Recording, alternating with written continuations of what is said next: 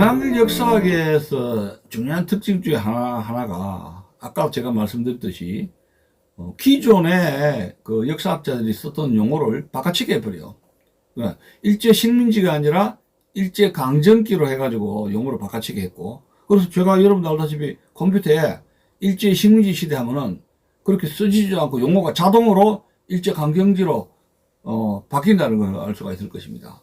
또 그건 그렇고, 그 다음에 이제 그 반북 우파, 반북 세력, 이제 우리가 대비는 저 반공 세력이라 그러는데, 반공 세력을 폄하하고 경멸을 하는 용어로 만들어졌습니다. 그러니까 남한의 반공주의를 반공의식으로, 반북의식으로 폄하를 하면서 반공 노선을 비정상적인 형태로 폄하, 묘사하고 있다는 겁니다. 또 두 번째로는 이 용어를 보면 말이죠. 남쪽 북쪽이라 그럽니다. 남측 북측, 남쪽 북쪽. 이 북한식 용어인데, 예? 남측에서 북측에서. 그러니까 남쪽과 북측, 남쪽과 남한 대한민국과 북한을 이 북한식 용어로 사용함으로써 대한민국 건국을 인정하지 않는 그런 잠정적인 그런 정치 세력으로 그렇게 이제 그 묘사를 하고 있고, 그 뭐냐면 남북한은 분단이 되어 있기 때문에 통일정부가 아니니까 이 통일되지 않은 정부는 완전한 정부가 아니라 불완전한 정부, 불완전한 나라라는 겁니다. incomplete nation이라는 거, incomplete. 통일로 가야 된다는 겁니다. 남쪽, 북쪽이 다 남측, 북측입니다. 남측, 북측, 남한, 북한, 남측, 북측으로 이렇게 이야기하고 있어요. 대한민국의 건국의 정통성 인정하지 못하겠다는 것이 은근히 알고 있습니다. 다만 그런데 통일되는데 이것이 무슨 통일인지, 자유민주적인 통일인지 연방제 통일인지 이거는 정확하게 이야기를 안 하고 있어요. 그러니까 어떤 통일인지는 불문하고 무조건 통일을 강조하고 있는데 2017년 9월 1일자입니다. 시사인에서 인터뷰에서 이런 말합니다. 건국절 주장은 국가주의적 주장이다. 아닙니다. 그러니까 그 광복절 주장은 민족주의적인 견해라는 그런 인식을 갖고 있는데, 오늘날 건국절 운운하는 것은 강마일 교수의 주장입니다. 2017년 이야기예요. 문재인 정부 시절에 시사인에서 인터뷰했는데, 건국절 주장하다고 반공우익 인사들 주장을 하니까 왜 그러면 광복절은 있고 건국절은 없느냐 해가지고 건국절이 없는 대한민국도 해가지고 시끄럽잖아요. 그러니까 이제 인터뷰를 했는데 강마일 교수는 이런 말합니다. 오늘날 건국절 운운하는 것은 이승만의 분단주의의 연장이나 다름이 없다 하면서 건국절을 거론하지 마라. 그건 뭡니까? 이승만 대통령이 만든 대한민국 건국 분단 체제이기 때문에 인정할 수 없다, 이런 것이 은은히 깔고 있다 하는 점입니다. 자, 6.25 때 여러분 알다시피 또 이제 김일성의 통일전쟁론으로 언급되어 가서 강정구 교수, 동국대학의 강정구 교수가 6.25 전쟁은 김일성이 일으킨 통일전쟁이다 해가지고 각각 뒤집어진 적이 있었죠. 그런데 거기서도 이제 강정구 교수의 김일성의 통일전쟁론을 옹호하는 글이 있습니다. 그럼 제가 읽어드리겠습니다.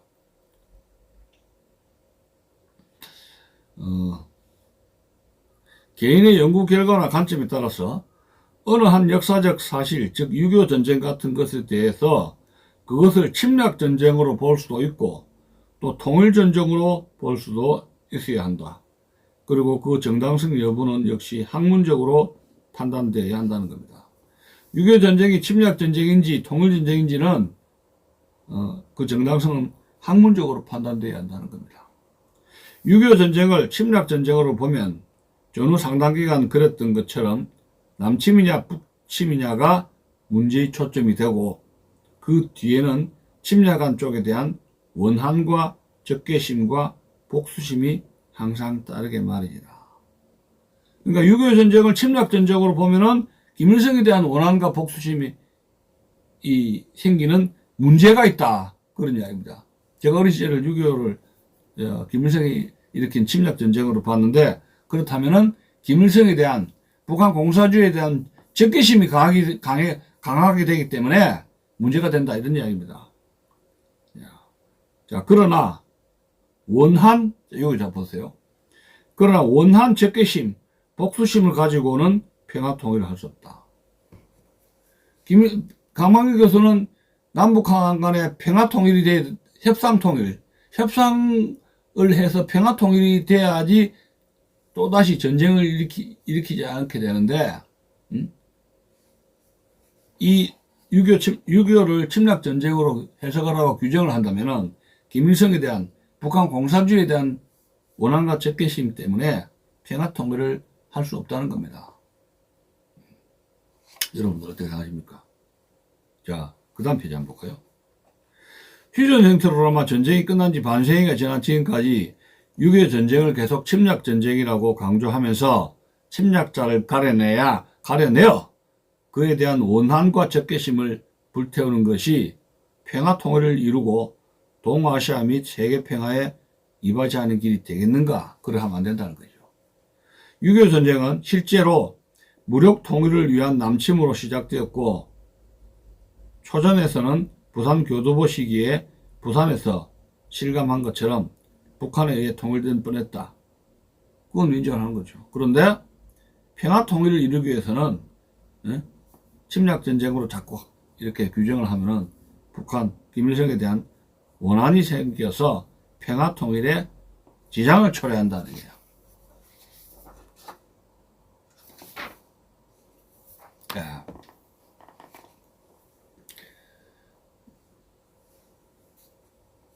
또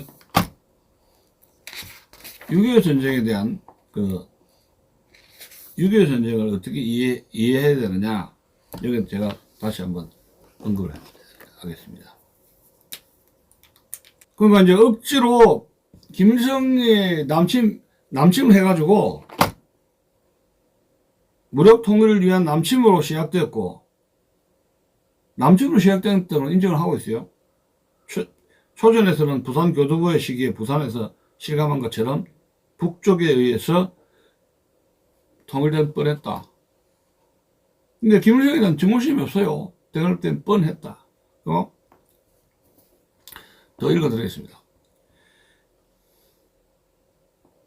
6.25 전쟁을 통일전쟁으로 봄으로써 한반도는 전쟁 방법으로는 통일될 수 없는 곳임을 그 전쟁을 통해 배우고 평화 통일을 지향해 가는 것이 민족사적, 세계사적 흐름에 부응하는 길이 아닌가 깊이 생각해야 된다. 평화 통일로 가야 되겠다. 6.25 전쟁의 교훈은 자유통일로 가야 되겠다는 그런 결기를 가져서는 안 되고, 협상을 통해서 서로 양체제를 인정하는 평화통일로 사이좋게 가자, 그런 뜻입니다. 자, 더 읽어보겠습니다. 6.25 전쟁은 지난 20세기의 민족사적으로 뿐 아니라 세계사적으로 큰 사건이었다. 그러나 국내에서 많은 연구소들이 출판되었다. 따라서 그러나 일반인이 쉽게 읽을 수 있는 책은 거의 없다시피 한 것이 현실이기도 하다. 그 엄청난 사실에 대해 국내외를 막론하고 일반인이 접근할 수 있는 길이 막혀 있는 것이다. 이거 좀 6.25에 대해서 책이 많이 나와 있어요. 일반인들이 이해할 수 있는 책들이 얼마나 많이 있습니까? 네. 그런 북한의 남한이 협상 통일을 강조하는 책들이 없다. 저는 이렇게 이제 보고 있는 것입니다. 이런 식이죠. 강만일 교수는 반공 노선은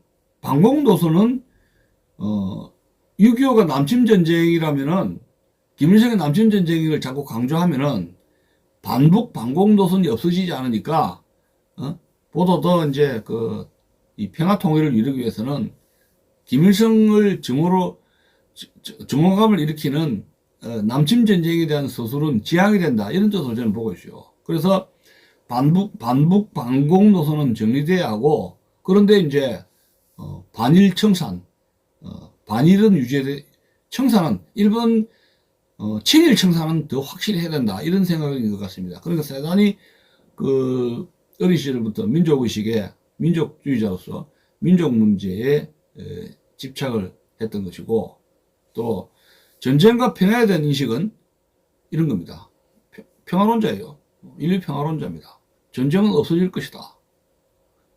그런 그 낭만적인 이상주의 역사가의 모습을 보이고 있습니다. 다시 한번 기록을 볼까요?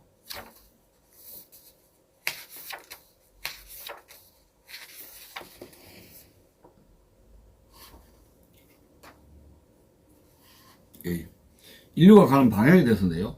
인류가 가는 방향에 대해서. 인류 사회의 이상이 현실화되는 방향은 역사가라는 것이, 역사의 진행이, 역사는 이상의 현실화 과정이다. 이렇게 이야기를 하고 있어요.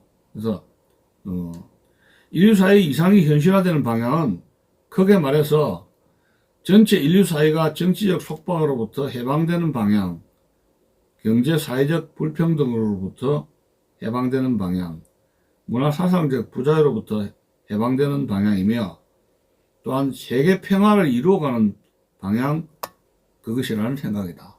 인류가 세계 평화를 이루어가는 거니까 세계 평화를 이루어가는 방향으로 간다는 것인데, 인류 세계사의 방향이, 그러면 그 전쟁이 없어진다는 겁니다.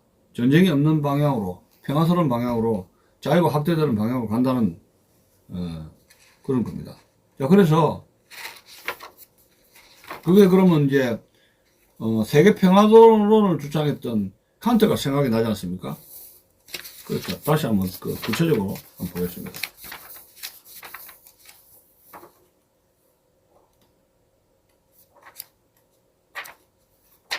자, 세계 역사의 진행 방향에 대해서입니다.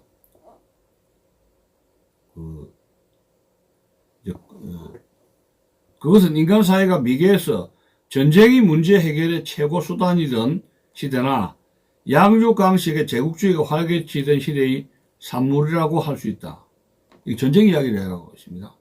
아무도 거역할 수 없는 인간 역사의 최종 지향점은 평화주의 및 세계 평화의 정착, 그것이다. 인류 역사의 큰 길은 지구 덩어리 전체를 하나의 평화 공동체로 만들어 나가는 길이라고 생각한다. 자, 이제 군대 문제인데, 인간이 만들어 놓은 조직 중에서 가장 비인간적인 것의 하나가 군대라는 생각이다. 상당히 군대에 대해서 부정적인 생각을 갖고 있어요. 이상주의적 생각이라 할지 모르지만, 군대가 필요 없는 세상, 그것이 곧 인류 역사가 궁극적으로 지향하는 세상, 그것이라는 생각이다. 군대가 없는 세상이 인류가 지향하는 그 종착점이다, 이렇게 보고 있는 거예요. 여러분 어떻게 생각하세요? 군대가 없어지면 세계 평화가 옵니까? 우크라이나 전쟁 보세요. 21세기에 전쟁이 일어날 줄은 누가 몰랐습니까? 누가 알았긴 알았습니까? 우크라이나 전쟁, 완전히 재래식 전쟁 아닙니까? 근데 그 전쟁이 발발했잖아요. 그러니까, 사회과학자들은 인류가 부터 전쟁이 시작된다 그랬거든요. 전쟁은 항상 있다. 세계 평화, 전쟁 없는 군대, 이건 완전히 꿈 같은 이야기입니다. 자. 그리고 또, 보세요. 우리나라 같이 의무병제, 군 징집제도가 있는 나라를 어떻게 보고 계십니까? 자, 의무병제 싱시하는 한국 같은 나라를 이렇게 이야기하고 있습니다. 아무리 문화 수준이 높다 해도, 아무리 경제적으로 풍족하다 해도 의무병제를 벗어나지 못하는 나라는 후진국이라 해도 좋다. 대한민국을 후진국이라고 생각하는 거죠. 지금 미국이라든가 일본의 군사 전문가들은 우리나라의 그 징집병 있는 제도가 없어지지 않는 것을 굉장히 부럽게 생각하는 군사 전문가도 있는데, 여기서는 강만일 교수는 대한민국 징집병 제도를 후진국의 하나의 형태라고 보고 있습니다. 참. 의무병제를 아직도 고수하는 까닭이 우리 같은 민족 분단과 대립이건 중동 지역 나라들 같은 이웃 나라와의 불화이건 의무병제를 버리지 못하는 나라는 세상에서 가장 불행한 나라요. 한층 높은 수준의 세계 평화를 지향하는 21세기에는 갈 데 없는 후진국일 뿐이다. 그러면 의무병제가 없고 예를 들어서 지원병제로 하면 국가 예산이 더 많이 드는데 지금 분단 국가입니까? 북한의 핵과 미사일로 대치 상태인데 징병제를 없애고 지금 지원병제로 하라는 거 아닙니까? 그것이 선진국가로 생각하고 있어요. 그리고 앞으로 세계 평화를 유지하기 위해서는 적정한 군사력이 필요한 게 아니라 어떻게? 군대가 없어지는, 여기 나오죠? 군대가 필요 없는 세상이 곧 인류 사회가 궁극적으로 지향하는 세상이라는 그런 인식을 가지고 있는데, 군대가 없는 나라, 그런 나라가 많아지면 세계 평화가 온다. 이건 전혀 제가 배운 것과는 전혀 다릅니다. 이 전쟁을 막으려면은 강한 군대가 있어야 된다고 저는 배웠는데, 평화를 유지하려면은 강력한 군대가 필요하다는 것이 제가 알고 있는 그 현실주의적 입장인데, 이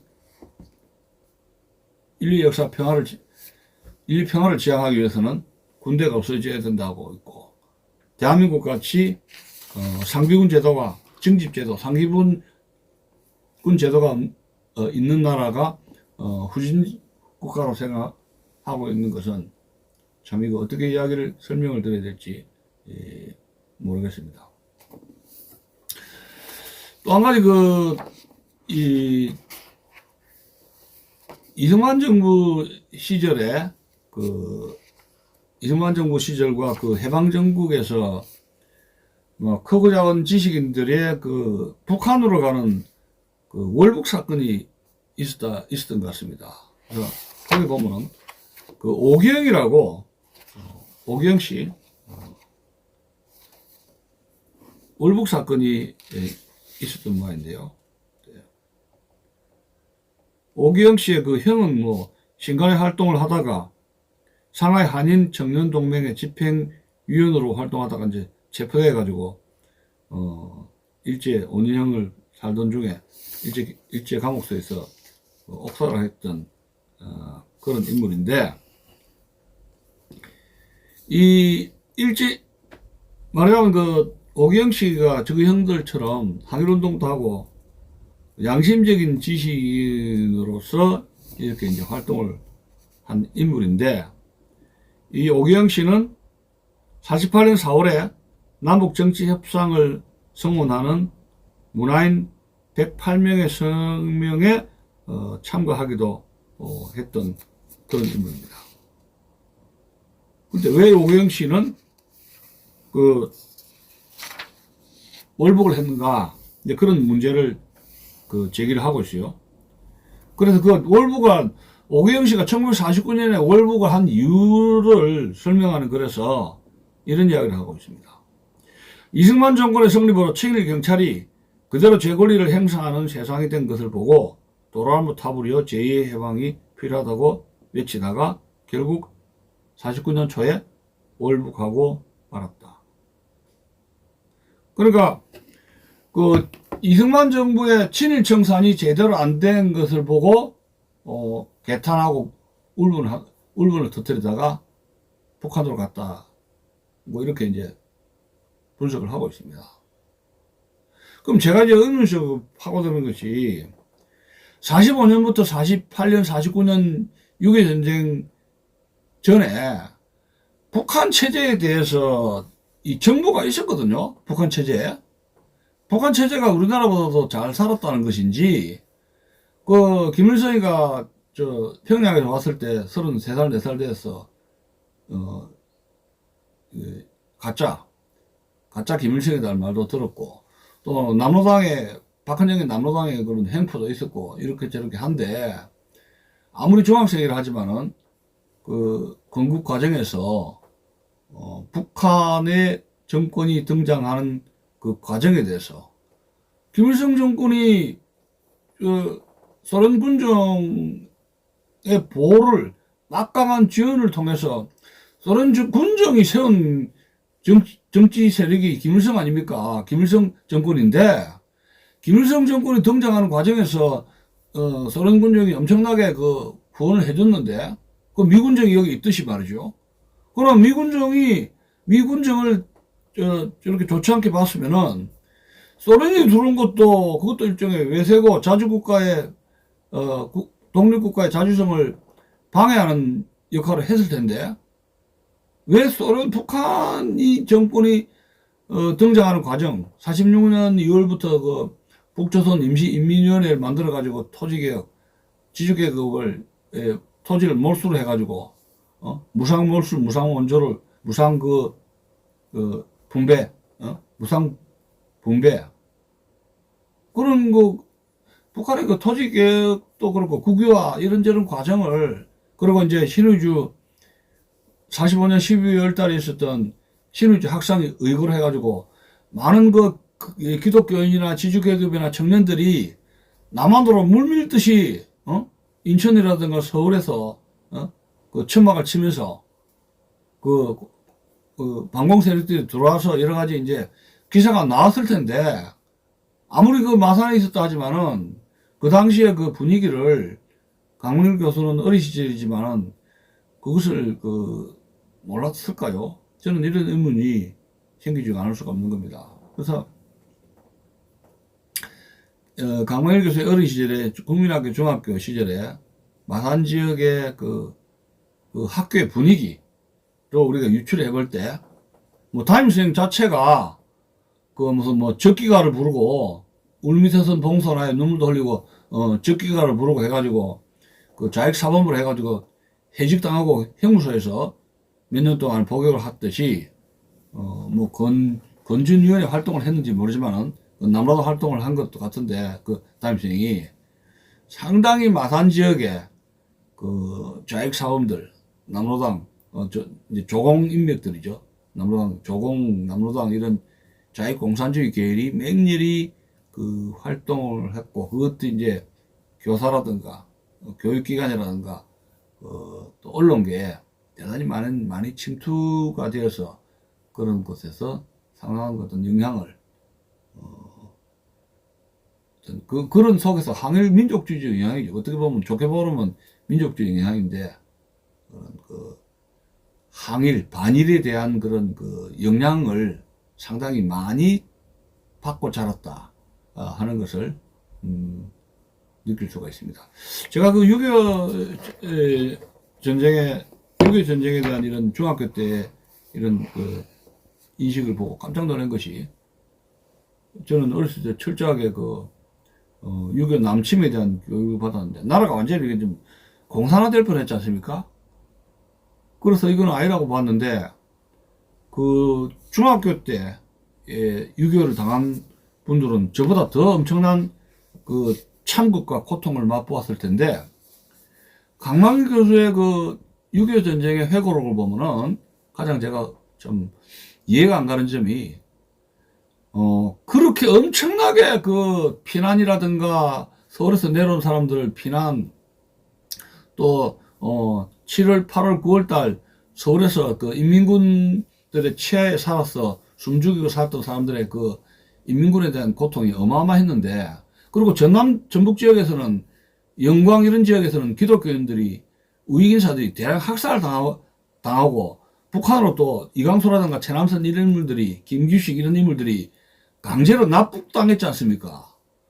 그런 기사라든가 소문을 들었을 텐데, 어떻게 해서 강만길 교수는 어린 시절이라 하지만은 그러한 6.25 참상에 대한, 그것이 공산주의 문제에 대해서 인식을 하지 못했을까 하는 거는, 마산 지역에 그런 상당히 이 용공적인 어떤 그런 공동체의 어떤 분위기가 상당히 깔려 있지 않는가 그런 생각을 하게 됩니다. 그렇기 때문에 우리가 말하는 무슨 공산주의 이 좌익이 해방 전국에서 좌익의 활동이라는 것이 전국적으로 우리나라 본토 전국적으로 대단히 많이 깔려 있었다 하는 것을 알 수 있는 대목이 아닌가. 특히 어린 시절에 마산 지역의 중학생, 국민학교 중학생이었던 강만길의 어린 시절을 우리가 유추를 해 본다면 해방 공간에서 전국적으로 남로당 좌익들이 쫙 깔려서 항일운동을 했던 그런 시절이었다. 이런 것을 유추를 해볼 수가 있습니다.